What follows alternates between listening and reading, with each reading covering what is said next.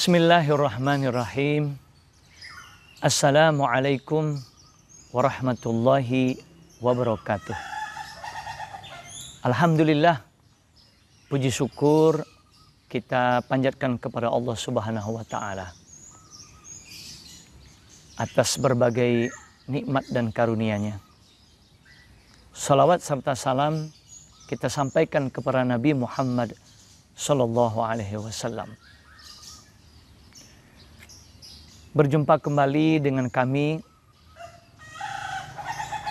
untuk membahas ritme atau keserasian bunyi di akhir-akhir ayat yang ada di dalam satu surat di dalam Al-Quran. Pada kesempatan kali ini, surat yang akan kita bahas adalah surat Al-Qari'ah.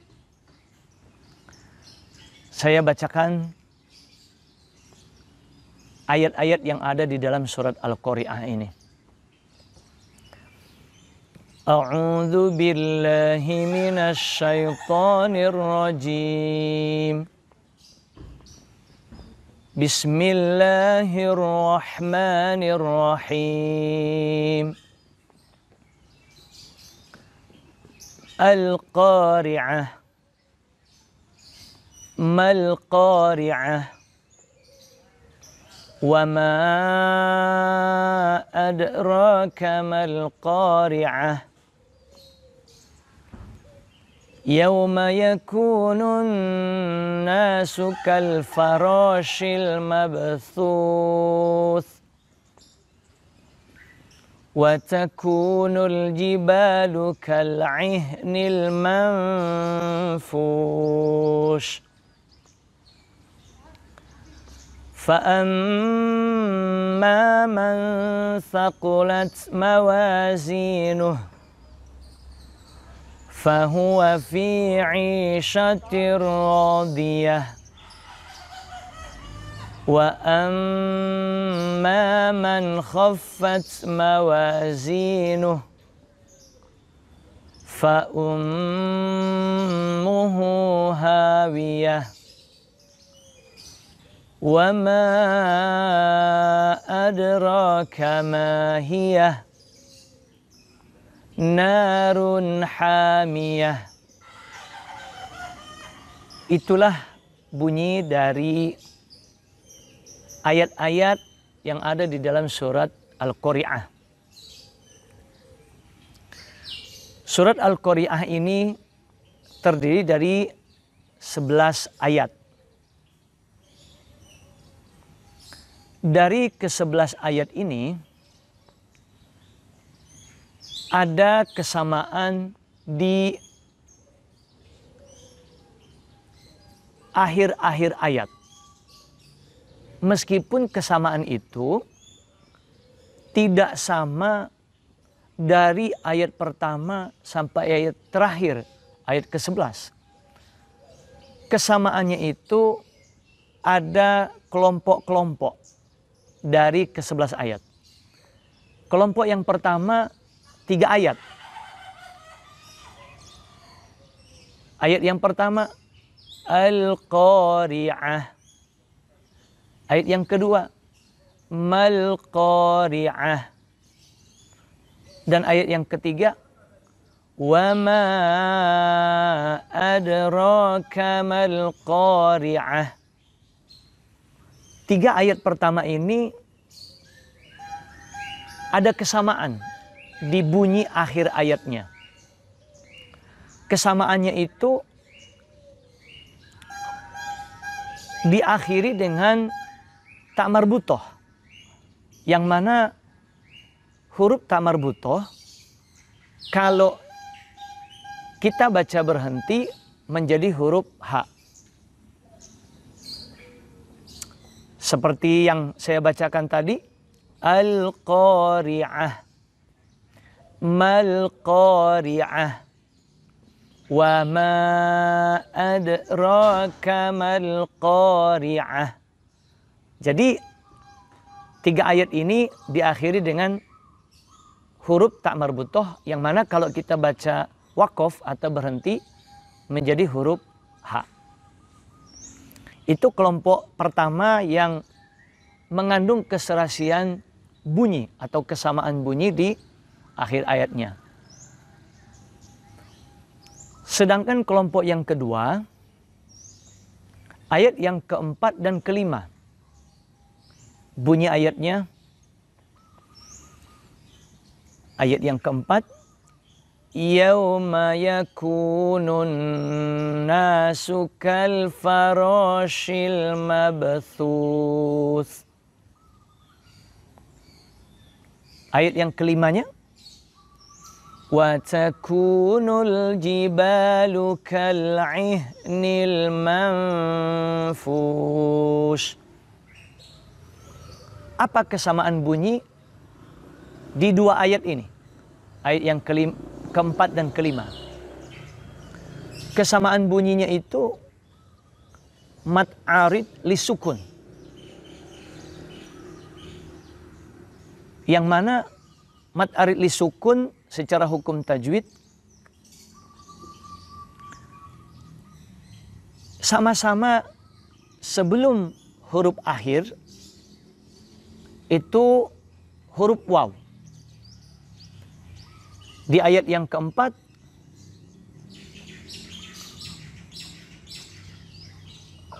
mabthuth. Sedangkan di ayat yang kelima, manfush. Jadi sebelum huruf akhir di dua ayat itu sama-sama diakhiri huruf waw sukun, yang mana secara hukum tajwid dua-duanya merupakan mad arid li sukun. Meskipun di huruf terakhirnya enggak sama. Yang satu huruf tha, yang satu huruf shin. Tapi secara irama ada kesamaan juga. Berbeda dengan tiga ayat yang pertama yang diakhiri huruf tak marbutoh ketika dibaca wakaf atau berhenti menjadi huruf H. Kemudian kelompok yang ketiga, kesamaan bunyi dimulai dari ayat yang ke-6, ke-7, ke-8, ke-9, ke-10, dan ke-11. Ini kelompok yang ketiga. Bunyinya mulai dari ayat yang ke-6, فَأَمَّا مَنْ ثَقُلَتْ مَوَازِينُهُ فَهُوَ فِي عِيشَةٍ رَاضِيَةٍ وَأَمَّا مَنْ خَفَّتْ مَوَازِينُهُ فَأُمُّهُ هَاوِيَةٌ وَمَا أَدْرَاكَ مَا هِيَهْ نَارٌ حَامِيَةٌ. Nah, kalau kita perhatikan di tiap-tiap akhir ayatnya, mulai dari ayat yang ke-6, ke-7, ke-8, ke-9, 10, dan 11 berbunyi huruf H. Ayat yang ke-6 tadi, فَأَمَّا مَنْ ثَقُلَتْ مَوَازِينُهُ, diakhiri dengan huruf H. فَهُوَ فِي عِيشَةٍ رَاضِيَةٍ. Nah, yang ayat yang ke-7 ini memang tak marbutoh, tetapi ketika dibaca berhenti bunyinya jadi H juga, seperti ayat yang ke-6 tadi. Kemudian ayat yang ke-8, wa amma man khaffat mawazinuh, nah, diakhiri dengan huruf H. Ayat yang ke-9, fa ummuhu hawiyah, diakhiri dengan tak marbutoh, tapi ketika berhenti berbunyi ha juga. Ayat yang ke-10, wa ma adraka ma hiyah, diakhiri dengan huruf ha. Yang ke-11, narun hamiyah,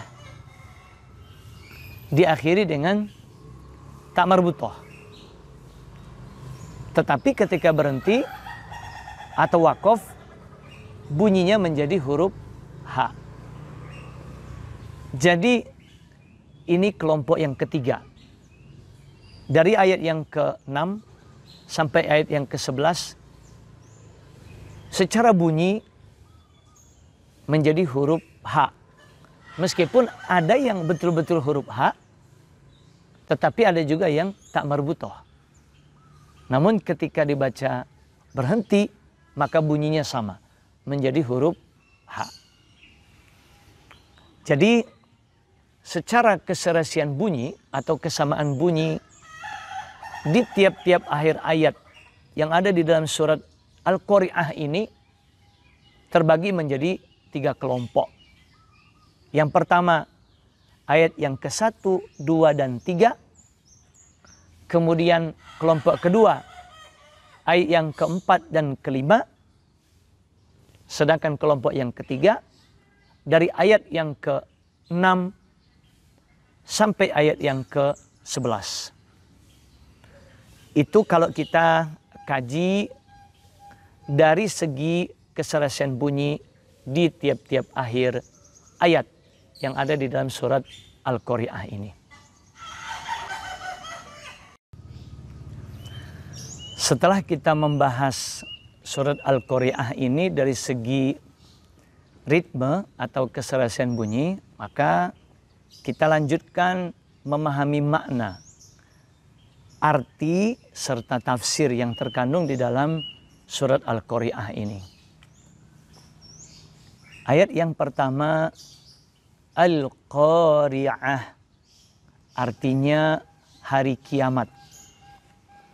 Meskipun sebenarnya kata Al-Qari'ah ini secara makna aslinya itu artinya yang mengetuk.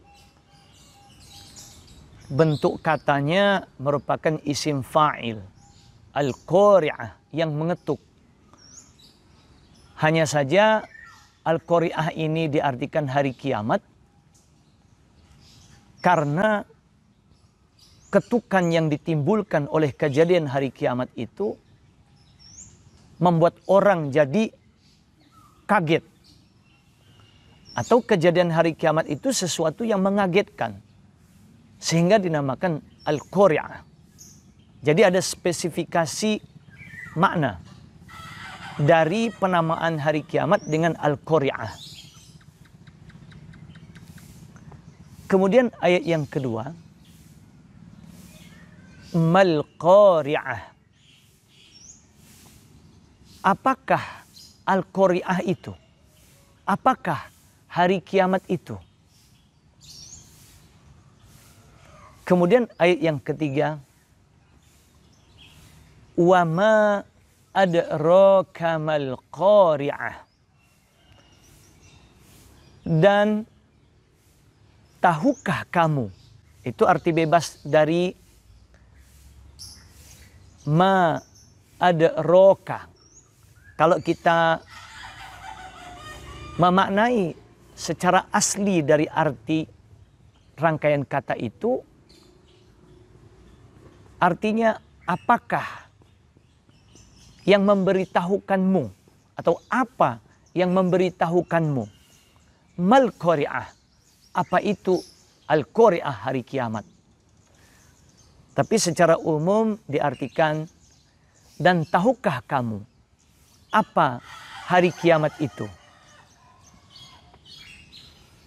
Kenapa Allah membuat suatu pertanyaan baik di ayat yang kedua, lalu dikuatkan lagi pertanyaan di ayat yang ketiga. Mal Qari'ah, Wa ma adraka mal qari'ah. Karena kejadian hari kiamat itu kita sebagai manusia belum mengetahui pasti bagaimana kejadiannya. Karena kita belum mengalami. Maka Allah giring kita dengan pertanyaan untuk membayangkan bahwa hari kiamat yang belum kita alami itu sesuatu yang khusus, spesial, dan bisa jadi memang tidak ada kesamaannya dengan apa yang pernah kita alami atau yang pernah kita lihat. Nah, barulah di ayat yang keempat Allah jelaskan bagaimana kejadian hari kiamat nanti itu.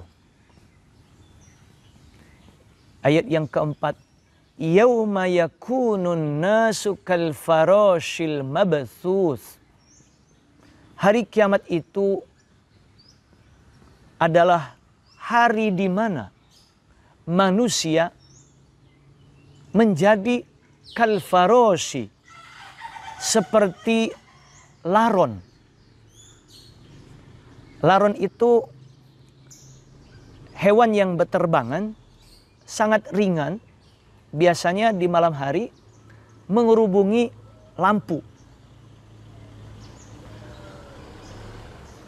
Seperti itu pula Allah gambarkan manusia pada hari kiamat seperti laron al-mabthus yang disebarkan atau yang berterbangan.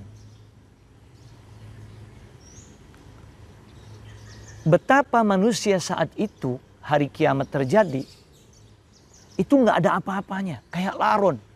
Selain banyak juga sangat kecil Allah gambarkan.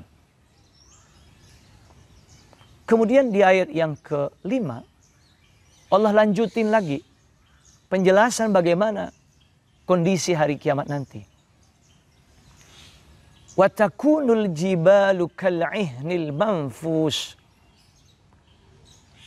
Wa takunul jibal, dan gunung-gunung menjadi kal'ihni, seperti bulu al-manfus yang dihambur-hamburkan atau yang dicerai-beraikan. Kita bisa bayangin gunung yang begitu kokoh menjadi seperti bulu ayam atau bulu burung al-manfus yang dihambur-hamburkan atau yang dicerai-beraikan. Gunung yang kokoh seperti bulu. Tentu sangat dahsyat kejadian apa yang terjadi pada hari kiamat nanti. Gunung yang biasanya menjadi paku bumi, penancap bumi sehingga bumi menjadi tenang, kokoh.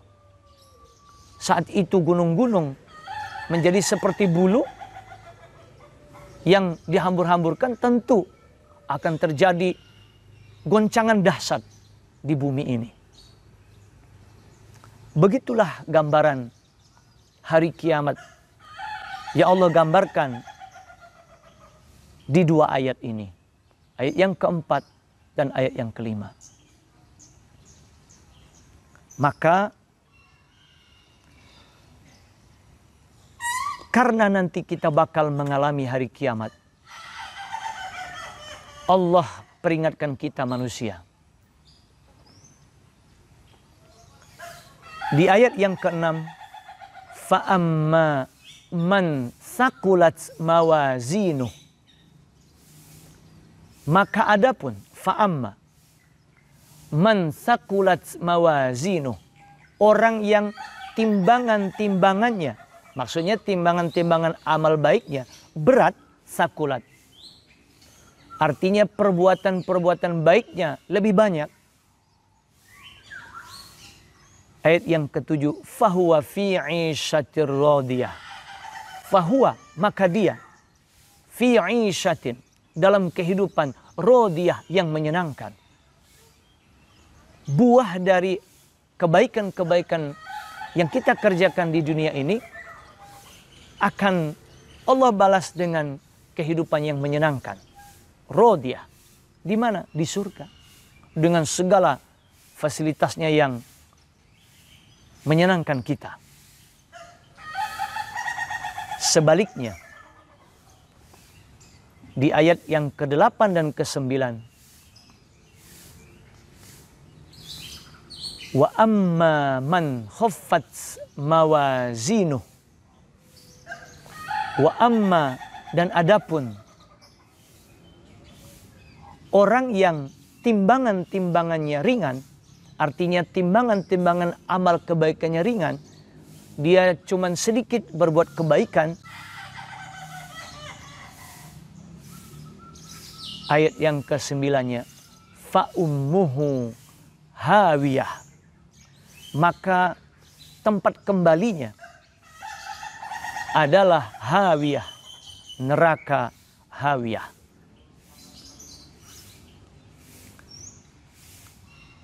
Secara makna, kata hawiyah itu artinya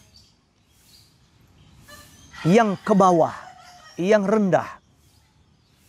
Jadi Allah ingin gambarkan bahwa neraka tempat orang yang timbangan amal baiknya sedikit atau ringan, nanti akan menempati neraka yang bawah.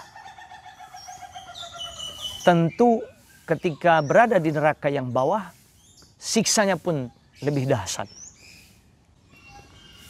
Namun Allah beri penjelasan lebih lanjut tentang hawiyah itu. Maka di ayat yang ke-10 Allah katakan lagi, wa ma adraka ma hiya, wa ma adraka, dan tahukah kamu, atau apa yang memberitahukan kamu, ma hiyah. Yang menarik, kata ma hiyah itu bukan langsung artinya hawiyah, tapi ma hiyah itu artinya apa dia. Dia itu yang dimaksud neraka hawiyah. Gitu. Jadi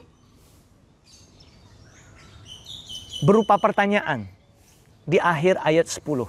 Wa ma adraka ma hiyah. Dan tahukah kamu apa dia, yaitu neraka hawiyah yang Allah jelaskan di ayat yang ke-9 tadi. Tempat orang yang amal baiknya, timbangan amal baiknya ringan, yaitu neraka, yaitu hawiyah. Nah, di ayat terakhir, ayat yang ke-11, Allah jelaskan apa itu neraka hawiyah. Narun hamiyah. Neraka hawiyah itu adalah narun hamiyah, neraka yang menyala-nyala.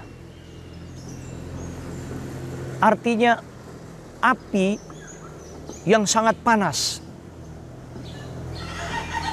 Bisa dibayangkan, api di dunia saja bisa membakar kulit kita.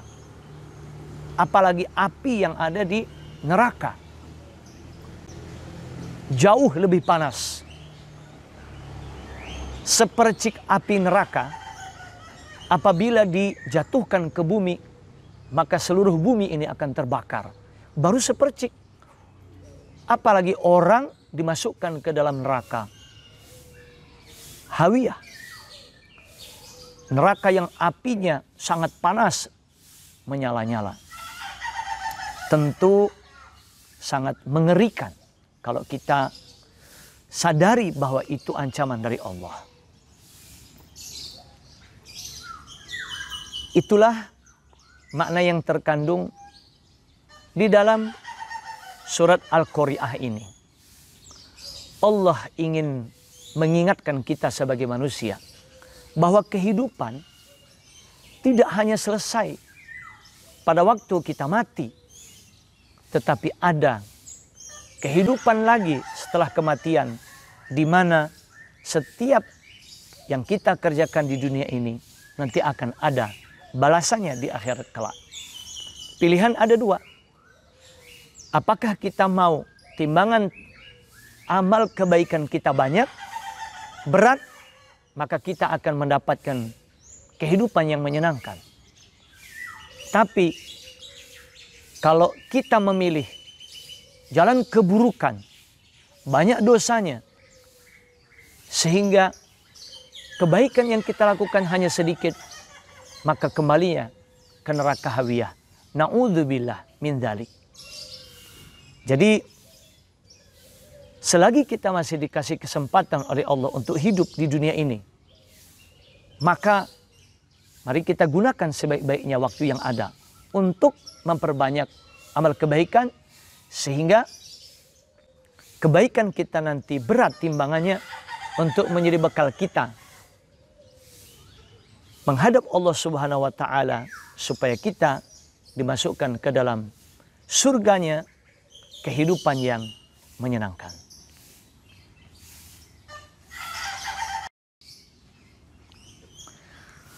Nah, setelah kita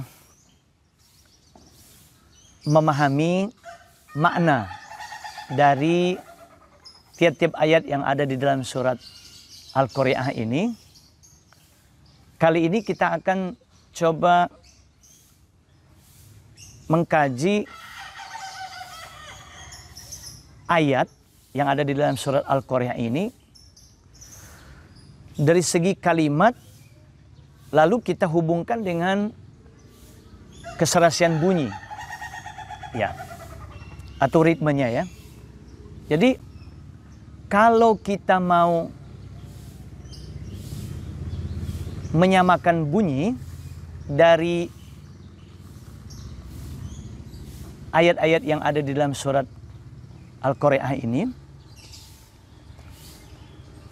ayat yang pertama, kedua, dan ketiga itu kita bisa baca bersambung. Seperti Al-Qari'atu mal-Qari'atu wa ma adraka mal-Qari'ah. Itu kalau dari segi kalimat, ya, kita bisa baca bersambung. Kenapa? Karena Al-Qari'ah itu belum jadi kalimat, baru kata.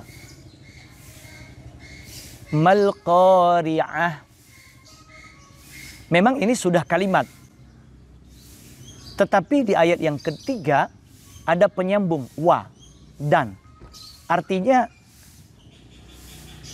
bacaan ayat yang kedua dan ketiga itu juga bisa disambung kalau kita pertimbangan secara kalimat. Jadi kita baca sekaligus.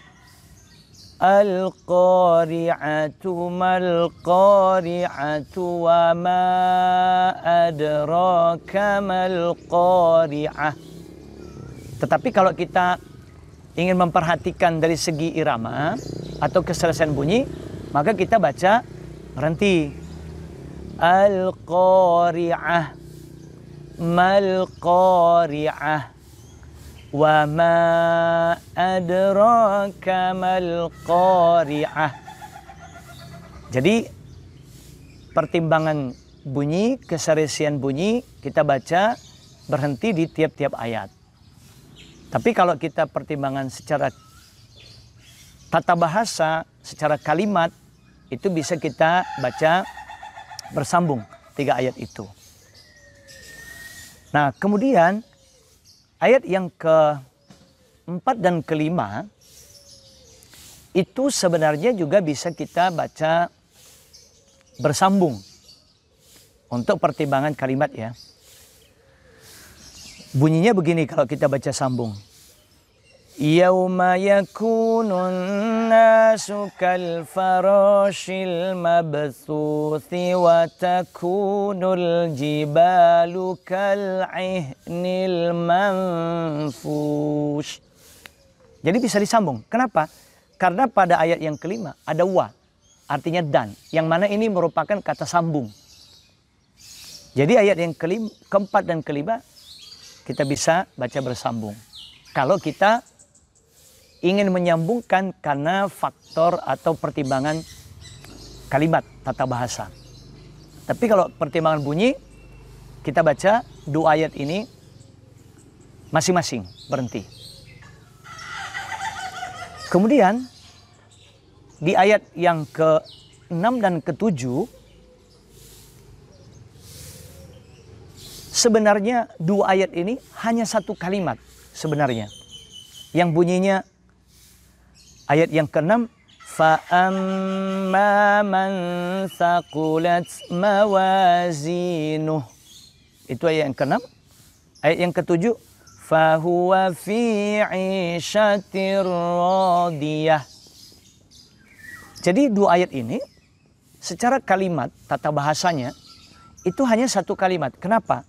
Karena kata man yang artinya orang yang di ayat yang ke-6 kedudukannya sebagai mubtada. Sedangkan thaqulat mawazinuh itu silatul mausulnya. Sambungan dari isim mausul man yang tadi jadi mubtada. Artinya ini belum jadi kalimat. Nah, khobarnya dari man isim mausul yang tadi jadi mubtada adalah fahuwa fi 'ishatir radiyah di ayat yang ke-7. Jadi kalau kita mau membacanya secara kalimat, pertimbangan kalimat, itu kita baca sekaligus. Makanya di ayat yang ke-6 ada tanda lam alif. Larangan untuk berhenti. La takif, jangan berhenti. Itu karena ayat yang ke-6 dan ke-7 hanya satu kalimat. Itu kalau pertimbangan kalimat ya, kita baca sekaligus. Jadi contohnya gini. فَأَمَّا مَنْ ثَقُلَتْ مَوَازِينُهُ فَهُوَ فِي عِيشَةٍ رَاضِيَةٍ. Jadi dibaca sekaligus. Tetapi kalau kita pertimbangan bunyi, supaya bunyinya serasi, boleh juga di akhir ayat, meskipun ada tanda lam alif, kita berhenti. Itu kalau pertimbangan bunyi, keserasian bunyi. Nah, begitu pula di ayat yang ke-8 dan ke-9. Senada atau mirip antara ayat 6 dan 7 dengan 8, 9. Apa kemiripannya? Di ayat yang ke-8, wa amma man khaffat mawazinuh. Kata man, isim mausul, itu kedudukannya sebagai mubtada. Sedangkan khaffat mawazinuh itu jadi silatul mausulnya dari isim mausul man tadi. Artinya belum ada khobar. Nah, khobarnya di ayat yang ke-9, fa ummuhu hawiyah. Jadi antara ayat 8-9 ini, ayat yang ke-8 dan ke-9 itu hanya satu kalimat. Artinya kalau kita pertimbangan secara kalimat tata bahasa, itu dibaca sekaligus. Seperti ini bunyinya ya. Wa amma man khaffat mawazinuhu fa ummuhu hawiyah. Jadi seperti itu. Kalau kita mau sambung karena pertimbangan kalimat. Tapi kalau pertimbangan bunyi, lagi-lagi kita baca berhenti di tiap akhir ayatnya. Nah, kemudian ayat yang ke-10 yang menarik di ayat yang ke-10 ini,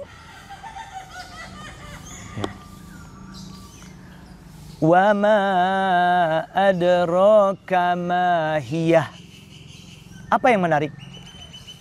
Kata terakhir pada ayat ini sebenarnya katanya adalah hiya, nggak pakai ha. Yang artinya hiya itu dia. Dia untuk perempuan. Nah, aslinya wa ma adraka ma hi. Kalau dibaca berhenti, ya-nya jadi sukun. Cuman kalau dibaca katanya sesuai asli, yaitu hiya, tentu nggak indah bunyinya, nggak serasi. Maka ditambah huruf ha. Jadi huruf ha terakhir ini sesudah kata hiya ditambah ha, itu sebenarnya huruf tambahan, nggak ada arti. Kenapa ditambahin? Supaya bunyinya sama. Begitulah Quran. Allah betul-betul menyerasikan, menyelaraskan bunyinya supaya indah untuk kita dengar. Maka ketika ditambah ha pada kata terakhir hiya, bunyinya menjadi wa ma adraka ma hiya. Supaya dengan ayat-ayat yang lain, kelompok ketiga tadi yang kita bahas, dari ayat 6 sampai ayat 11, itu bunyinya sama.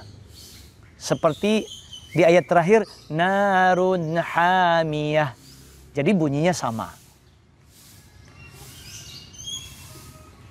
Untuk ayat yang terakhir, 10 dan 11, itu dibaca terpisah. Karena memang kalimatnya sudah beda dan tidak ada penyambung. Maka dibaca terpisah.